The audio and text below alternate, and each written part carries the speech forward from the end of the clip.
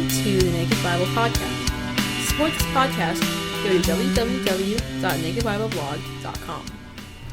Welcome back to the Naked Bible Podcast. In the last podcast, I sketched out my view of the meaning of baptism. If you've been following the podcast, you know that it took a while to get there. I had to set up my own view by outlining the problems that are inherent in the way baptism gets talked about.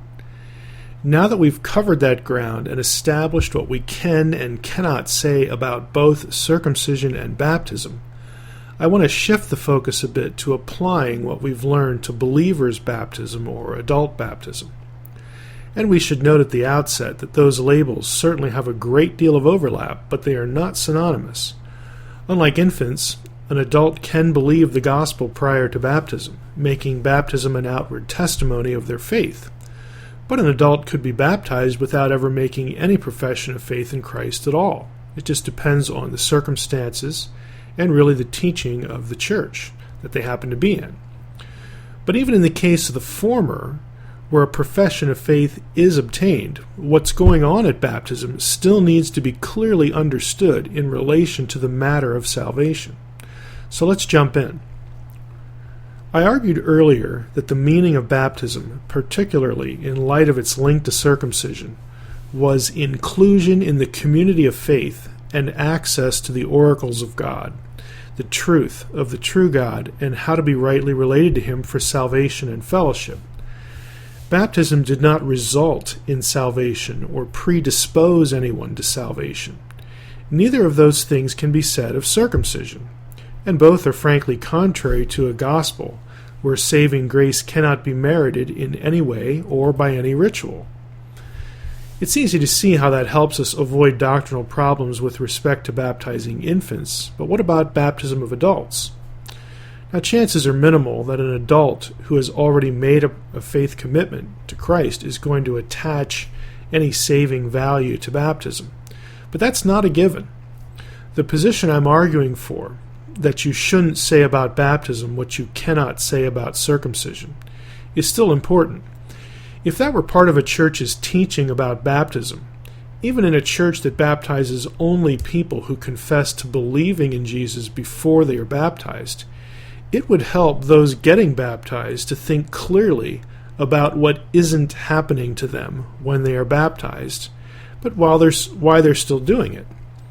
Baptism, like circumcision, was intended to put the recipient into the believing community that had the truth, a circumstance that would hopefully either lead to acceptance of that truth, or, as in the case of Abraham or our person who's already a believer awaiting baptism, it would serve as a sign of faith already exercised. Since some adults who get baptized might not be thinking clearly about what they're doing, either due to their own misunderstanding or perhaps that of the church or the minister, insisting on consistency in the circumcision baptism analogy is very helpful. If circumcision did nothing to its recipient in terms of securing salvation or instilling some positive spiritual impulse into the heart, then neither does baptism. And so adult baptism that muddles this simple, straightforward element of the baptism-circumcision analogy just gets the doctrine wrong. Now, in regard to people who are baptized and who have a clear knowledge of the gospel being independent of salvation, the meaning of baptism I've argued for is still quite consistent with believers' baptism. New Testament believers who were baptized, consequently, became members of the believing community. Such membership meant regular hearing of the truth, something that would sustain their faith and help them to be assured of God's promises, or perhaps clarify the gospel if there were any uncertainties in a person's faith understanding. This is equally true today. Membership in the family of God should both foster and sustain faith. These were God's same goals for Old Testament Israel. The sign and the rite have changed, but the theological point is still the same. I hope it's clear at this point in the series on baptism that my view of all this is workable and important for both adult or believers' baptism as well as infant baptism. Believers' baptism is the type of baptism specifically described in the New Testament. Although some try to argue otherwise, there's no clear instance of infant baptism in the New Testament.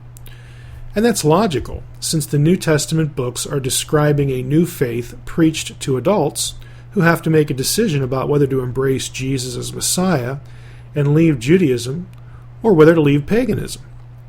The apostles were preaching to adults to kickstart the church, and so adults are the ones hearing and believing, and so they're the ones being baptized. One can only surmise from passages that speak of a person believing and being baptized that there were families involved, and even if there were, and there are a couple passages like that, one still has to guess that there were infants in that family. In short, defending infant baptism on the basis of baptism scenes in the New Testament is nothing but guesswork. However, an argument from silence that fails in one direction also fails in the other direction. It doesn't logically follow that just because the New Testament witnesses to only adult baptism, that baptism of infants was disallowed or considered aberrant. Theologically building on the analogy that Paul strikes with circumcision, the idea of infant baptism is coherent so long as it does not violate the gospel. Unfortunately, as we've seen in earlier episodes, failure to take care to say about infant baptism only what can coherently be said about circumcision has created a lot of theological problems in association with infant baptism.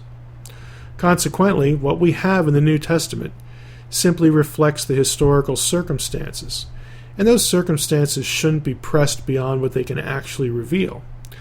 We know who was baptized as the early church grew, but we cannot infer with precision whether those examples reflect a prohibition of infant baptism. Arguing that is committing the logical faux pas of trying to prove a negative. In our next podcast on baptism, we'll take a look at the controversy over the mode of baptism, how it's done.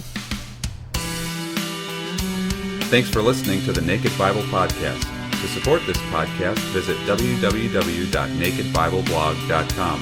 To learn more about Dr. Heiser's other websites and blogs, go to www.drmsh.com.